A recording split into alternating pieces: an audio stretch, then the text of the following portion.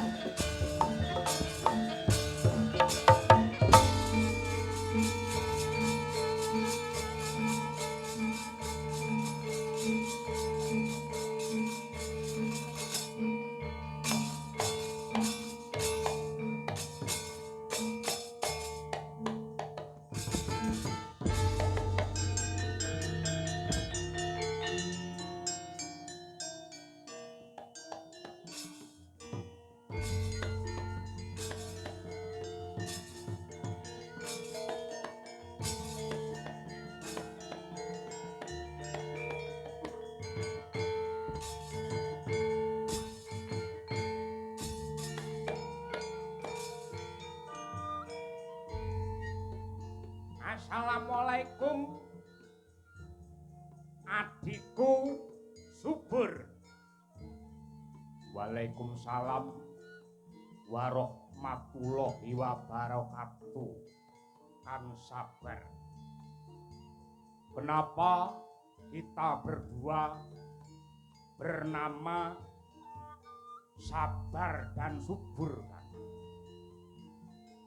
Nama kita Sabar dan Subur itu ada maknanya, ada artinya.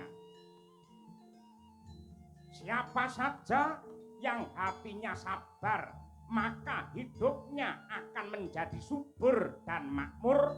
Seperti PG Rejo Agung Baru Madiun yang malam ini sedang bersyukur. Doa untuk PG Rejo Agung Baru bagaimana? Semoga dalam rangka tutup giling tahun 2025 selalu baik dalam kinerja, unggul dalam berkarya, pimpinan sampai karyawan hidup sejahtera, petani tebu kaya raya, lingkungan tetap terjaga, hasil giling dan produksi gula meningkat luar biasa, mendukung ketahanan pangan Nusantara sehingga PG Rejo Agung sukses dan jaya sepanjang masa. Amin ya robbal alamin. Malam hari ini dalam rangka tutup giling PG Rejo Agung Baru, Kang Sabar, kenapa setiap tasakuran giling PG Rejo Agung sering menanggap wayang? Di Subur, wayang itu hurufnya adalah W-A-Y-A-N-G. Artinya yang pertama W. W, warisan budaya dari para luhur yang harus kita lestarikan bersama-sama.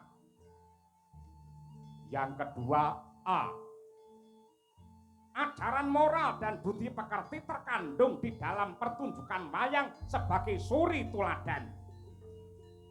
Y, yang baik kita contoh sedangkan yang buruk kita tinggalkan.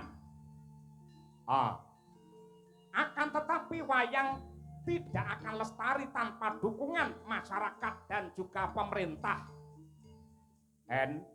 Nanggap wayang seperti Pikir Jagung harus digalakkan sebagai wujud cinta kita terhadap jati diri bangsa.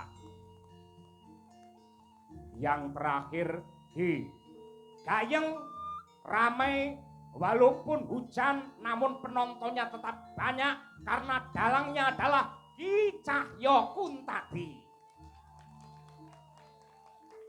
Terus promosi.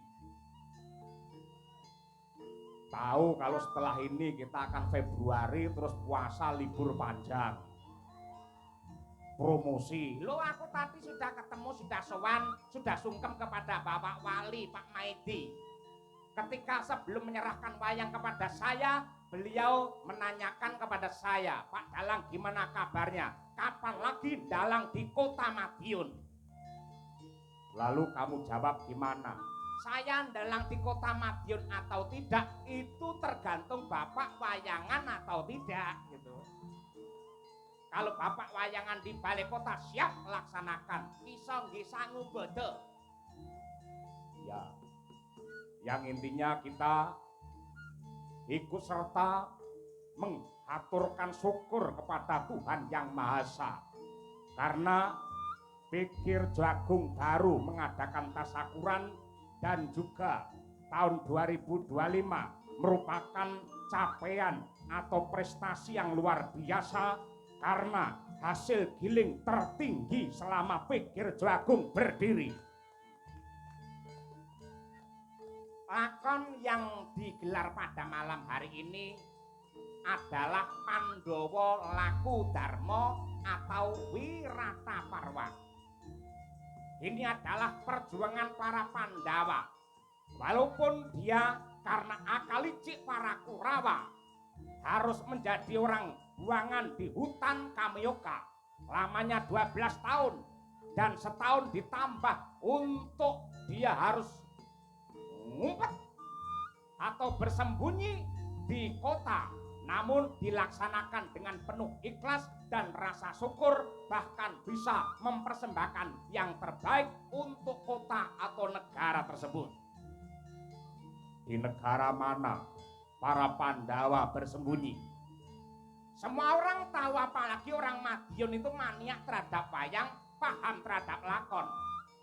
Pandhawa sedang bersembunyi selama 1 tahun, yaitu di negara Wirata. Hebatnya para Pandawa, walaupun sedang susah, walaupun sedang prihatin, walaupun kondisinya sedang terpuruk, namun masih menyumbangkan dharmanya yang terbaik untuk nusa dan bangsa, seperti semua anggota, karyawan, dan pimpinan PG Rejo Agung baru di Kota Madiun. Siap. Kalau begitu, mari kita simak bersama-sama lakon Pandhawa Laku Darma. Oke, ayo rakit bebarengan ngetut ke gelaring sanggit.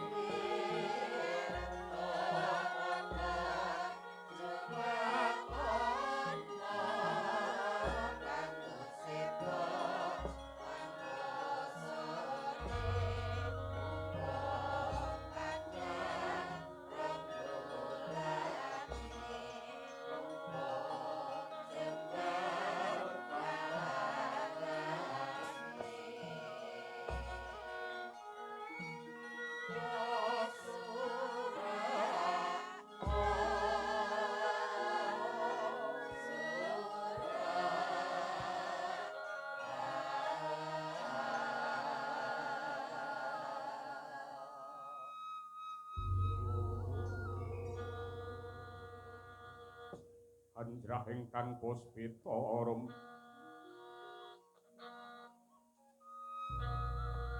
kasliring samiron ombre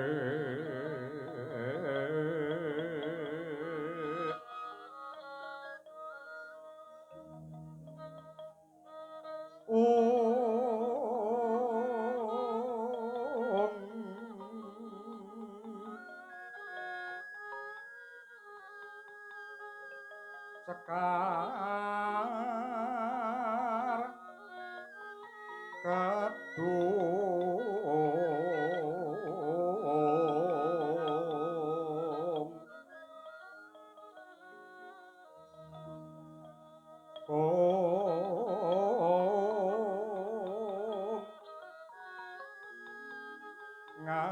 ngaskan danyo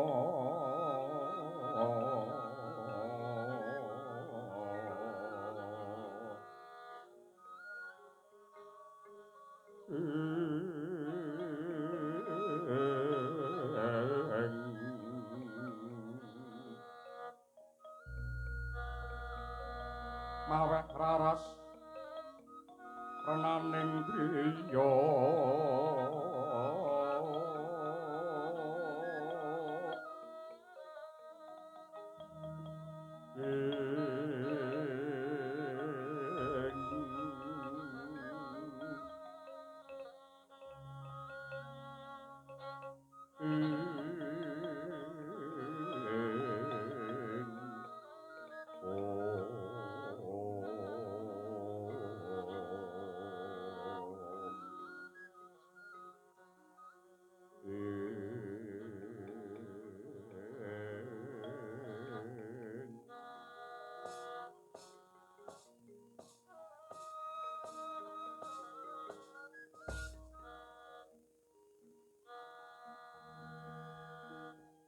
kawula nuwun sewu dereng dangu rawuh paduka Gusti kula Raden Seta Buminjaya wonten ing dusun kula Pejagalan mriki kalilan kula pun jagal walakas ngaturaken sembah pangabekti tandha pengaji-aji mawan tuan-tuwa kunjuk sandhap padha paduka Raden Seta ya jagat ya dewa ya Bathara Ki Jagawalakas banget panarimaku dening nganti kaya mengku nanggen ngurmati kelawan panjenengan ingsun ora liwat pangestu kumara gagi tampanana Kyai kawula nun inggih Gurawalan anggen kula mundi tinampi tangan kula kalih mugi andadosaken jimat prasasat kados kejugrukan wukir sari kablabaran samudra madu ing atasipun paduka menika putra pambayun ing Wirata paduka putranipun sinuwun Prabu Matswapati parandene nek ngantos keraya-raya rawuh wonten ing Pajagalan menawi pancen kula nandhang dosa sarta lepat barang anggenipun badhe murba wasesa sarta midana dumateng kula pun Walakas Raden Ki Jagawalakas kawula nuwun wonten timbalan ingkang adhawuh kejaba anggenku prapta ning desamu Pajagalan titilik lawan tata tinentrem ing kagelar ana ing desamu kene angka 2 yektine ripalungguhan iki awit saka kersane Paman Patih Kincaka lan Paman Patih Rupakenca ngersakake dianakake adu jago nanging jagone dudu bopongan kepara jago bombongan sing tegese dudu ayam lumrah nanging sing didu jalma menungsa ya kuwi jago saka kepatihan Kencapura supaya ditandingi jago saka kasepuhan Kraton Wirata banjur dening Kanjeng Rama Dewaji panjenengan ingsun diperintah supaya golek jago lan manut ature mantri pasar Wirata ya kuwi Si Dwija Kangka ing pajagalan kene ana bocah sing santosa birawa pideksa godhek wong simbar jojo atmajane Ki Jagawalakas sing jenenge Jagal Bilawa. Kula ripalungguhan iki aku butuh katerangan ingkang nyata, katerangan ingkang gumathok. Apa bener kowe duwe anak sing jenenge Jagal Bilawa? Lenglenging driya mangu mangun kung kandhuan rimang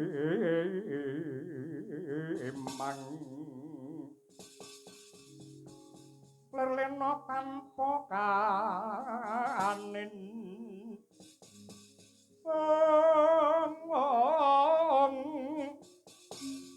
yen tantulusa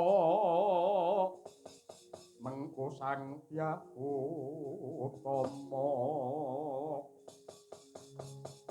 mangkono Sri Narendra Muda wus nyolon anggrerapa paduh Raden Sita paduka jimat sesembahan kula blaka suta blak utang terus terang kemawon pancen leres lan kepara nyata bilih kula nggadhahi anak namung anak angkat utawi anak andani leres naminipun pun Jagal Bilawa utawi Jaka Bilawa. Yen pancen kaya mengkono banjur palungguhan iki ndi anakmu si Jagal Bilawa. Nuwun ngapunten Gusti. Sampun pinten-pinten dinten anak kula pun Bilawa menika tilem wonten ing kandhang. Amargi sampun mboten teng pundi-pundi mila nggih tilem mawon teng kandhang. Bilawa. Nggih. Tur le turu menika mboten lumrah menungso namung sumendhe wonten palang kandhang.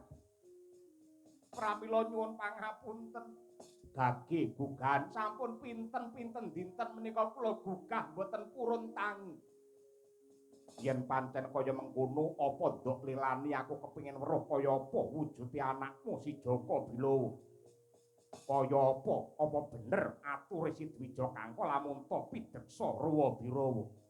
Ning nuwun sewu papanipun menika reget mapanipun wonten kandhang wontenipun namung telek sapi menika wontenipun namung tletung ora dadi apa.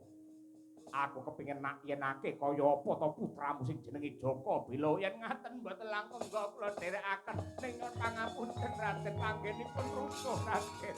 Ya ora dadi apa.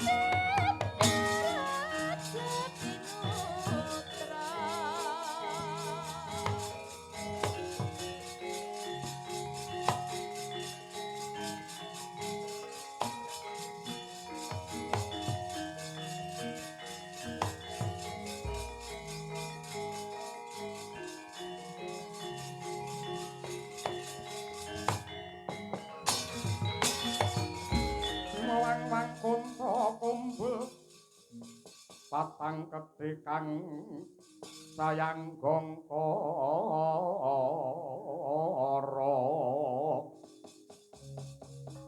kadanira mobat mabit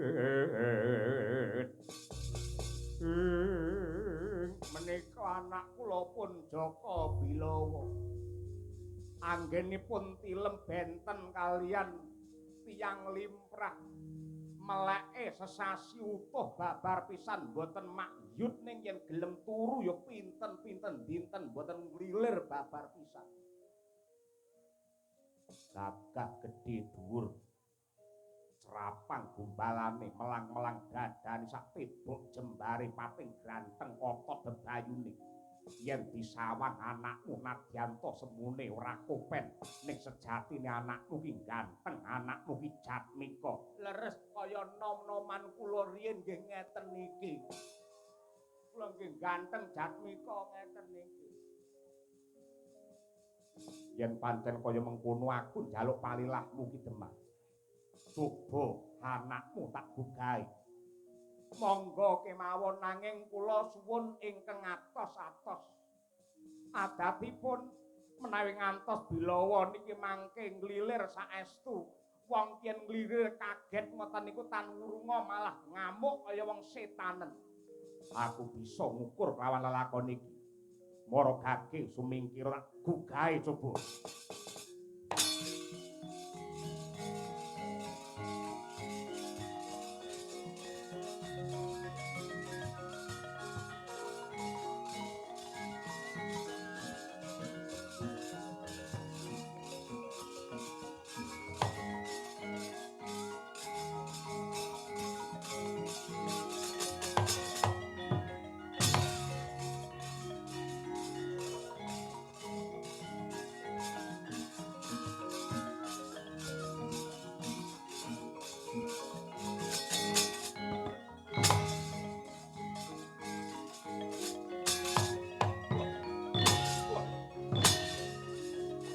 Bilawa tangi.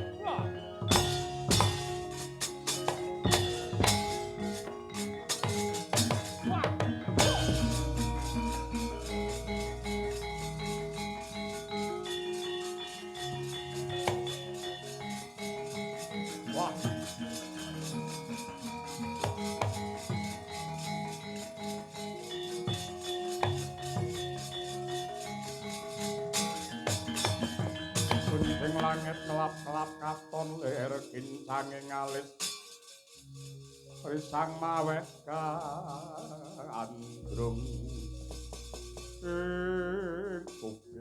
tublas iki janjane menungsa apa Kiwalakas ing atase tak taboki tak ajar tak tibani gaman wujude godho obah wae ora nggih malah saya banter ling ngorok niku napa aturan ngoten niku. Ngono sak desa ning gugah dumateng Bilawa mboten ana kelakon. Mergo anggere digugah mung sambate ngoten ta niku.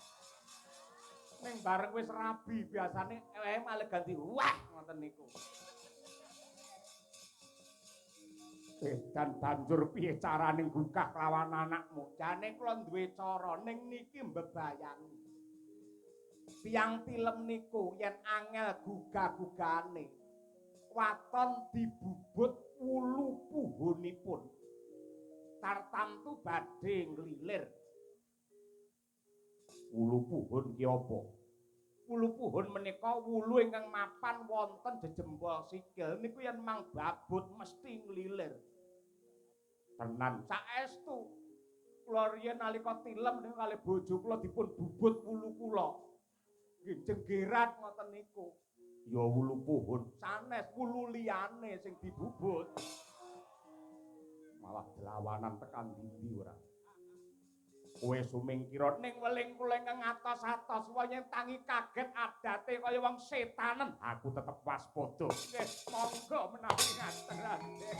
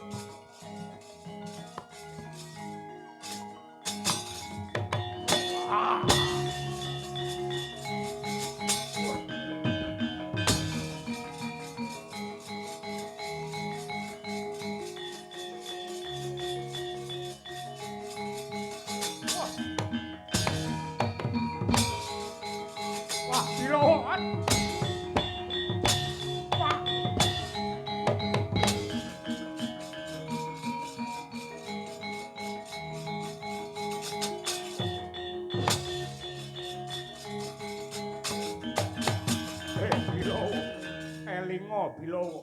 Lek nom mripatmu aku ki dudu wong saudon saurupan nanging aku anak Ratu Wirata jenengku Raden Seta Buminjaya. Kowe penggedhe kowe anak ratu. Teko ning pajagalan, teko ning desa kudune gawe tentrem ora gawe tintrik. Dosaku apa, luputku apa? Paradene malah kegugah nganti cara sing nista. Yen ra ngono kowe ra tangi, kowe kebaing tata krama malang kadhak menteleng karo anak ratu ora patut. Sing ora patut kowe. Kowe pejabat ning nyontone elek karo kawulamu.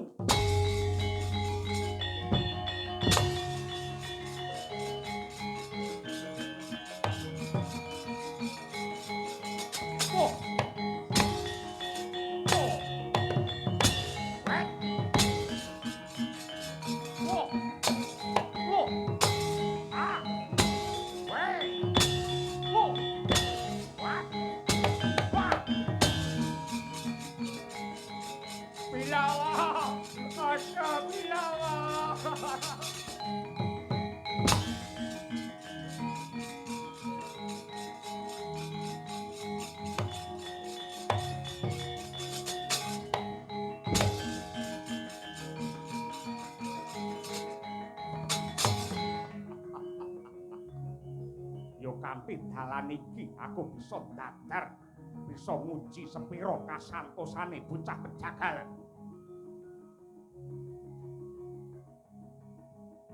Wait. Oh.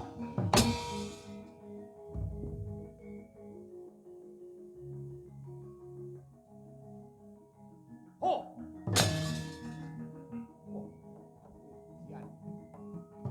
Oh. What? What? What? What?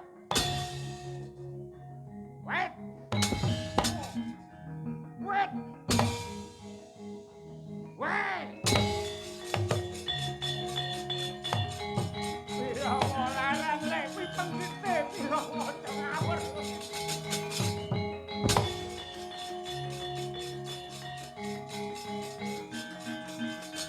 Wah. Wah.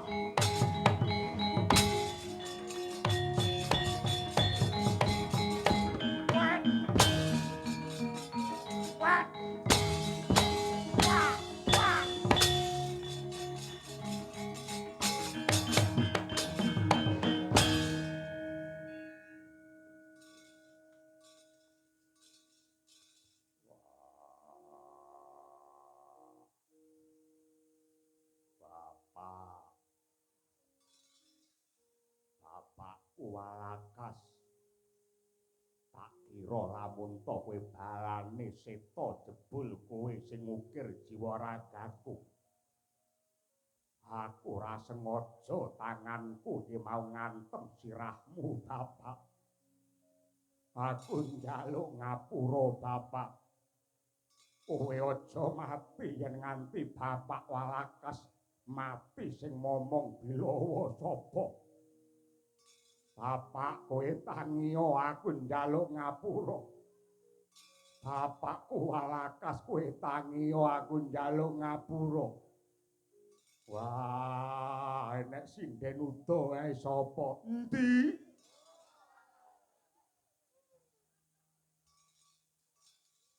Aturan kaya ngono. Sing aturan iki kowe iki lho.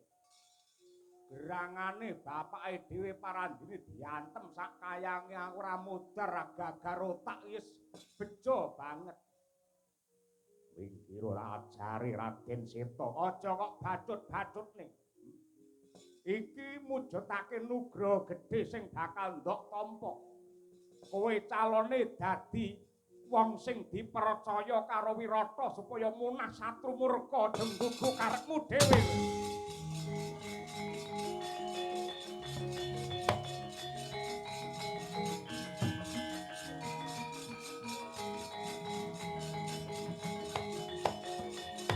Monggo Raden.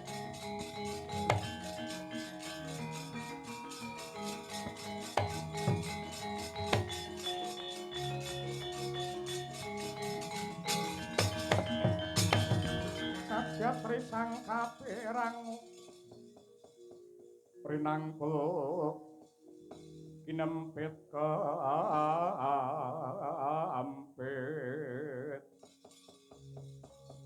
dosang rekmaning bawana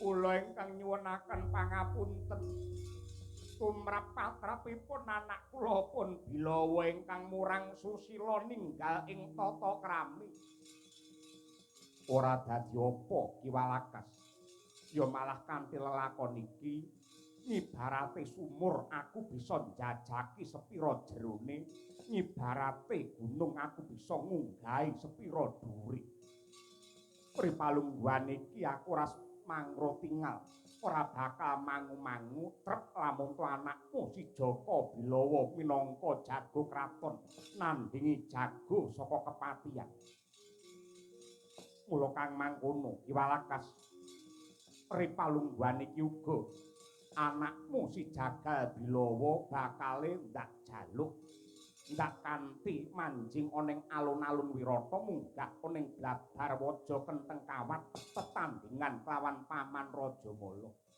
mboten langkung sendika ngestakaken dawuh monggo kula aturi ngrumiyini lampah lan bekti kula katur dumateng paduka kula tak meling riyen dhateng anak kula pun Bilawa menika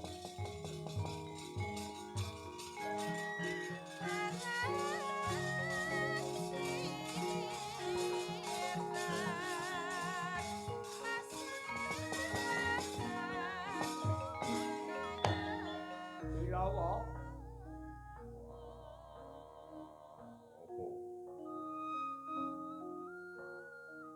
sing madhep mantep rasamu aja mangu-mangu anggonmu bakal netepi wajib labuh marang negaramu merga ngreksa tentreming praja kuwi ora mung kewajibane ratu pejabat lan prajurit nanging kabeh kawula sing rumangsa urip ana Wirata ngombe banyu lan mangan enak kula wetu sarta ngidak bumi Wirata duwe kewajiban cawe-cawe yen perlu toh jiwa raga kanggo mulyaning negara. Kowe dadi nom-noman aja mung goleki senengmu dhewe. Elinga besok nasibe negara iki ana pundhake para nom-noman kaya kowe. Lan welingku marang kowe Jaka Bilawa. Dadi kawula kuwi aja mung nuntut negara wis menehi apa karo aku. Dadi kawula ki aja mung nuntut negara wis menehi apa karo aku, ning kudu diwalik aku wis nate labuh apa marang negaraku. Sing jejeg sing mantep rasamu kowe dadi jago sing bakal munah satru murka Jaka Bilawa. Tak ndongake lanang uripmu.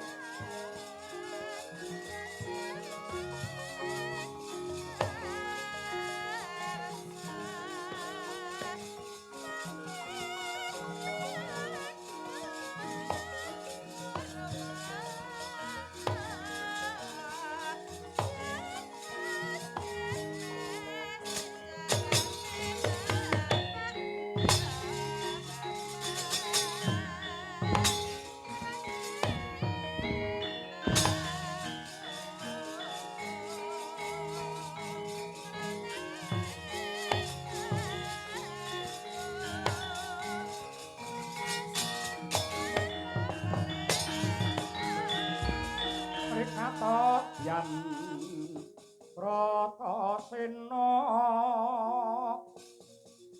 ampuh poleng sang pintulu ati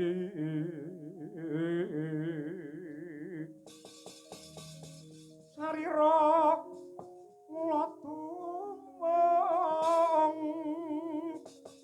Kotek wak simbar jojo yen ngendika kumaleger kaya guntur katang panenggak Pandhawa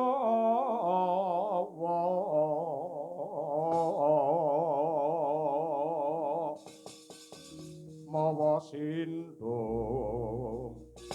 yen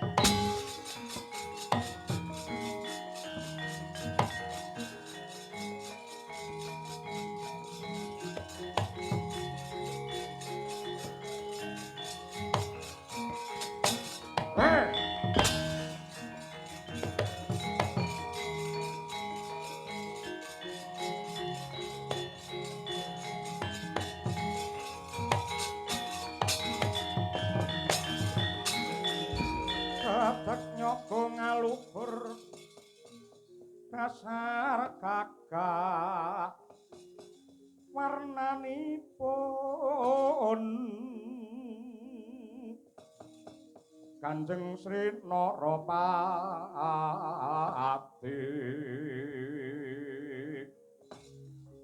Raja kang apola ratu Pompakota Mandika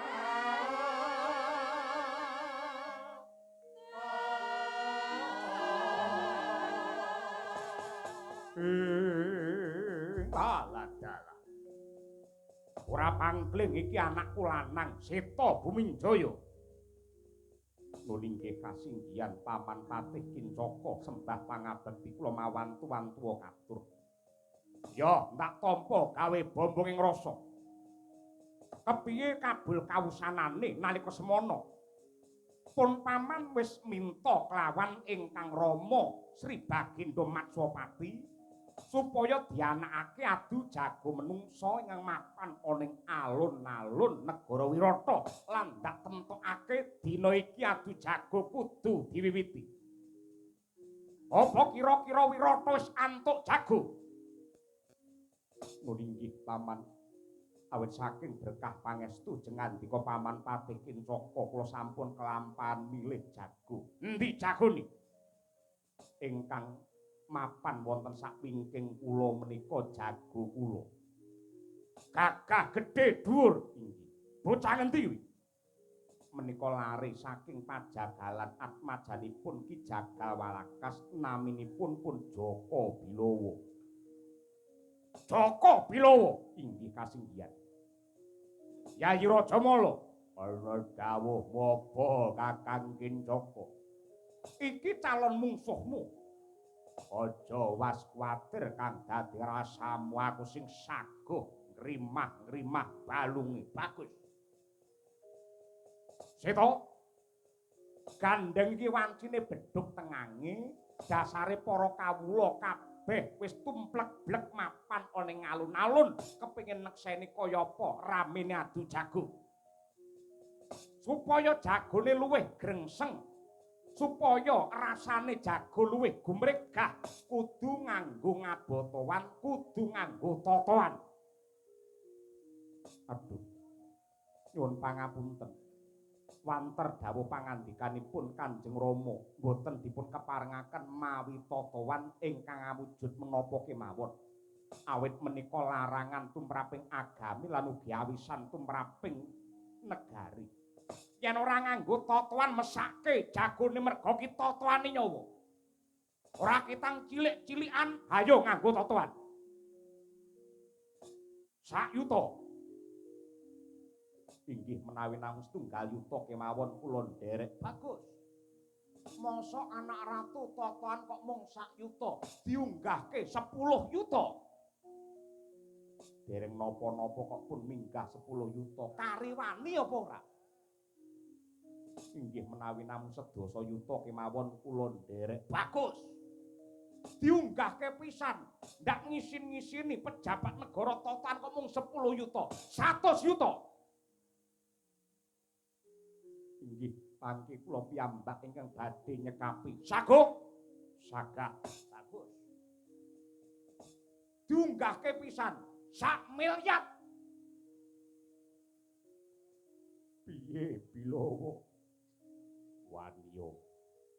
Aja mingkrang-mingkring waniya. Totoane 1 miliar. Aja wedi piye aku rene iki sanguku mung selawe. Tak totoane nyawaku cetha lamun to Kincaka lan andhane iki arep ngrusak marang bebener arep ngrusak lawan kautaman. Aja impas-impis jagone wani botoe kaya ngono. Inggih kula nderek unggahke meneh 1 triliun. Inggih nderek praon. Nderek diketokne pisan dipantokne pisan. Bur manuk tegesipun kados pundi? Upamane jagoku si Rajamala sing kalah dalam kepatihan Kencapura sakwutuhe bakal ndak aturake marang Sinuwun Prabu Matswapati yen perlu tak tambahi guluku. Ning kasa baline nganti Jago Wirata sing kalah Koko Prabu Matswapati kudu lunga ngadeg ora kena nggawa bondo sing tegese kraton Wirata dadi darbeke Kincaka. Rada mung tak lireke netap duka yayak sinipi aja bang mawing wengis netra kocak ngundar andir. Aduh, kok kados mekaten paman. Kriwikan dados grojokan perkara sepele kok dadi gawe. Wong guyonan tan wurunga badhe dados tangisan. Sing andika mentala, ora perlu ngrembug mentala utawa ora. Sing baku dilakoni kuwi lan kudu saguh tumrap apa kang dadi dawuhku. Totoane bur manuk tak tetepake ripalungguhan iki lan enggal diwiwiti adu jago liyane jago mudhun saka panggung.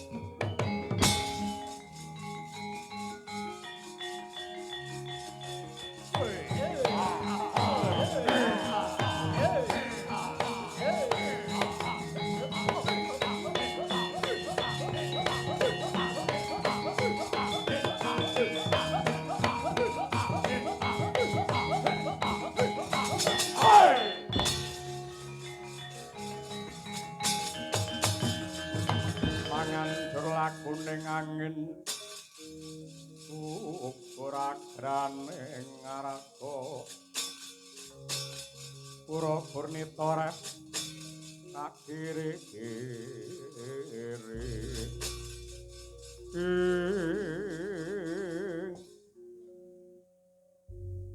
bener kowe cah jagalan jenengmu Bilawa.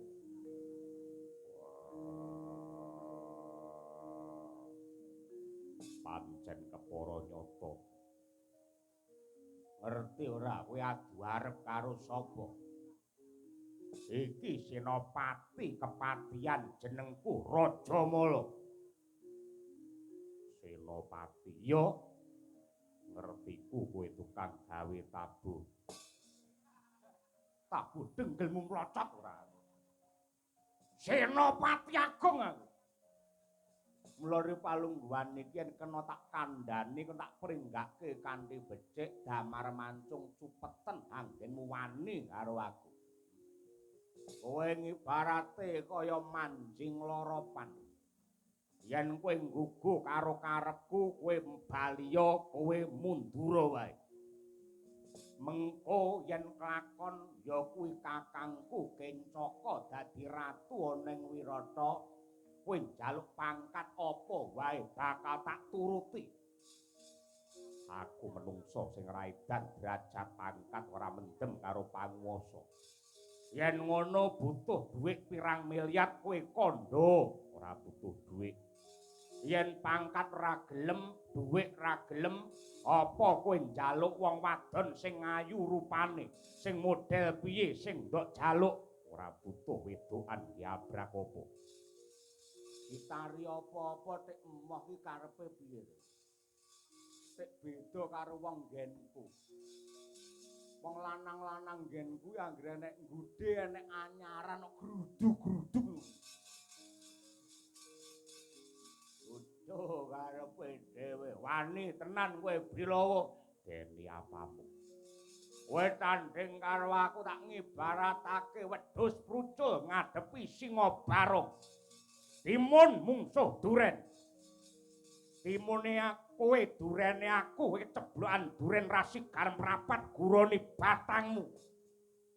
Kowe tanding karo aku tak ngibaratake tomat mungsuh duren. Tomate kowe durene aku. Aja kok keceblokan kesenggol wae mecotot nyawamu. Dan sumbare gak kalah. Iso ngalahke Rajamala padha karo iso ngraji angin, iso ngalahke Bilawa padha karo iso ngalahke malaikat Jibril. Lambene sumbar ya sumbar, aja nyandak malaikat mak prindinge gitokku setan alas. Ben pancen ra kena dieman maju jangkah kokop getihmu.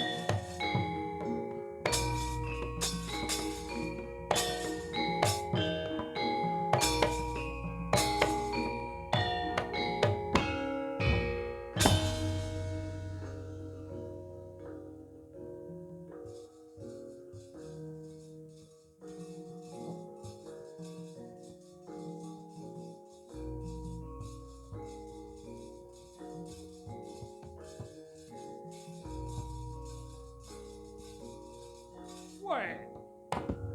Ha. Wah. Weh. Ah.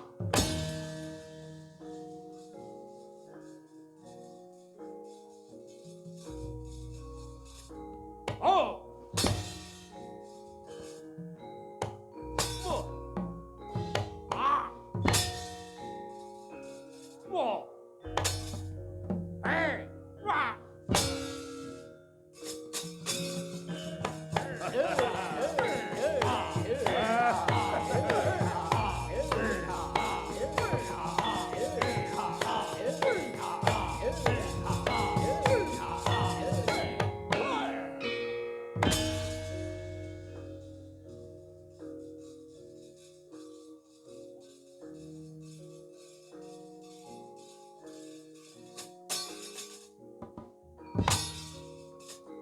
Weh. Wah. Wah.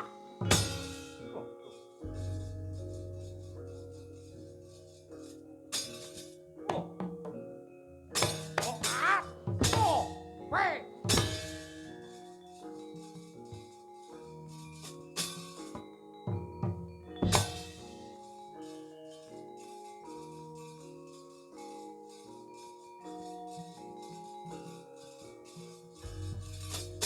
Wah.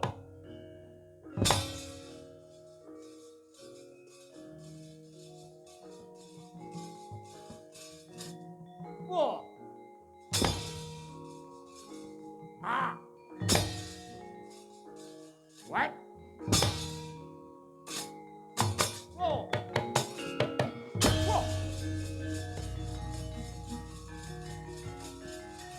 What? Ah. What? Wait.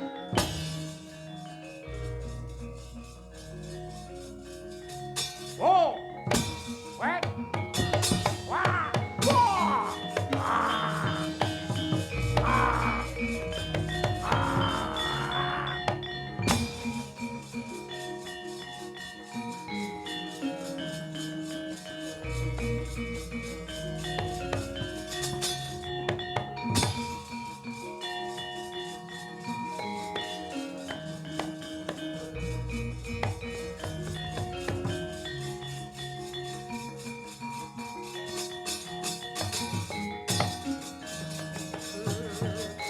Walah dalah.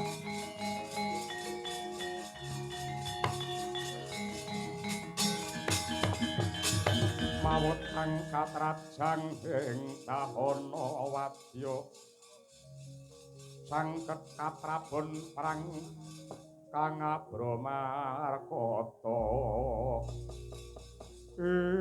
wah dalah babar pisan ora nduga mono we kadangku Rajamala nglethak ndrebabah depani lemah pun kakang kelingan apa kang dadi welingmu lamun to kowe temekeng pati cinemplungake ana madyaning sendang watari bakale bali urip malah wimbuh karosan ndak buktekke dina ki wadya bala gotong kene yo yo yo yo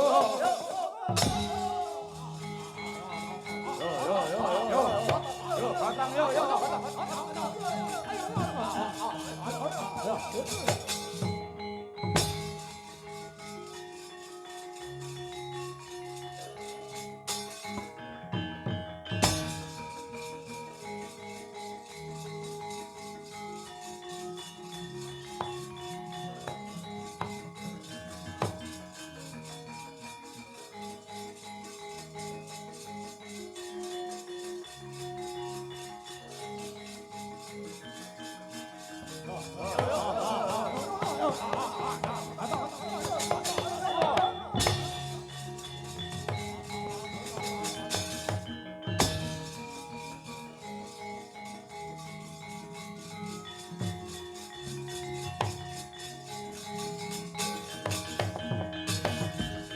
kacarita kaya mangkono.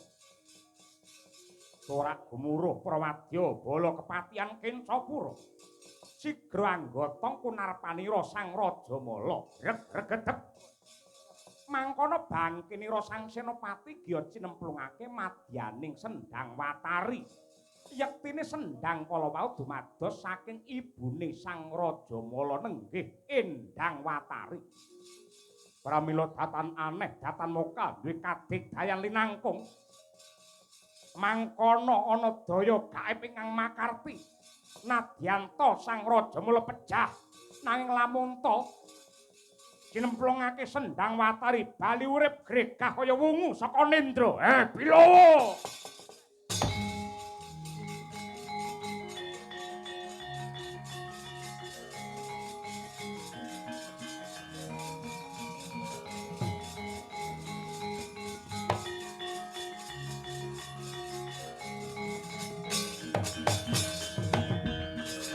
Wayahe ketiga ngangkang papat sumber jating arang panasih mata apa kacelana ketuketan mulati sisi tengganmu.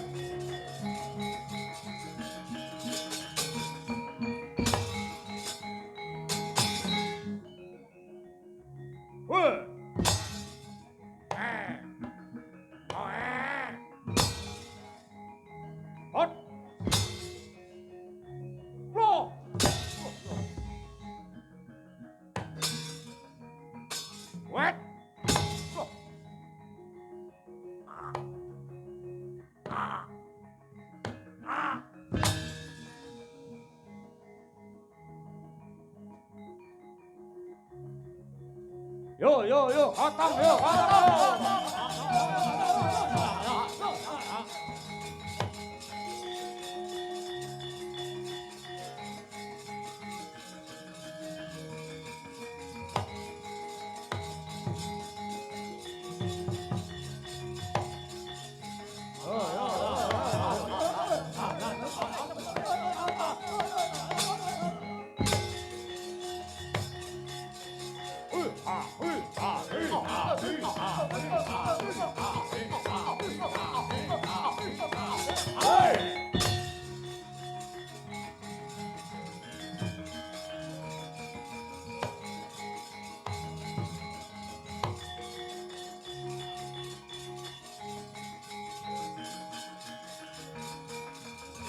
Yeay! Ah! Ah! Oh! Wah!